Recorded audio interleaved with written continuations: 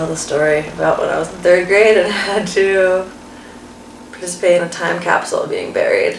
So they asked us to please write what we would be doing in 100 years or something like that. No, what we wanted to be when we grew up was what it was.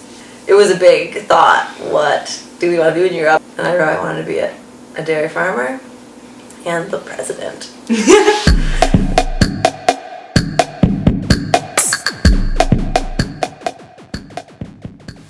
I was the kind of kid that didn't spend a lot of time with others and spent a lot of time with cows and a lot of time in the woods and in the fields. In that same regard, I was showing cows as a kid, and that was really the way that I came to love them, I guess. I'm sure I would have loved them anyway, but it was this celebration of cow that was taken so seriously in the culture of the community I grew up in that it was like the coolest thing you could do would be to do a really good job showing your cow.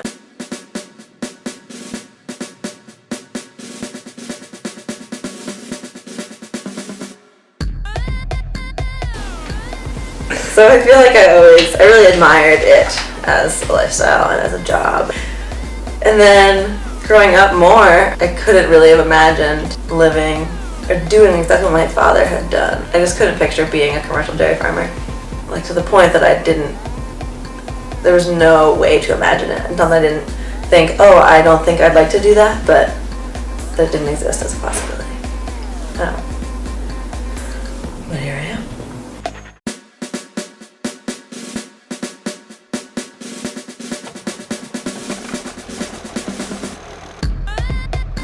I worked at Auburn Farm. I did that for a year. My friend Dana, who I had been beginning to talk to about just ideas we had about dairy farming. She was already farming in Hawthorne Valley at that point, and I had known her a little bit. She became like an ally in chatting about dairies, and she invited me over there. It was like, we were reading all the books kind of thing at the same time as we were doing it, and it was fun to be talking about it a lot. And she became a brain partner in farming, and then is now farming here with me full time.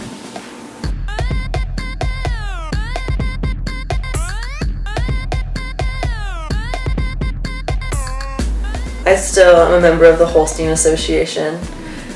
We have an Eastern New York chapter, and I go to all those meetings, and my father goes with me. He's been a member for 45 years or something.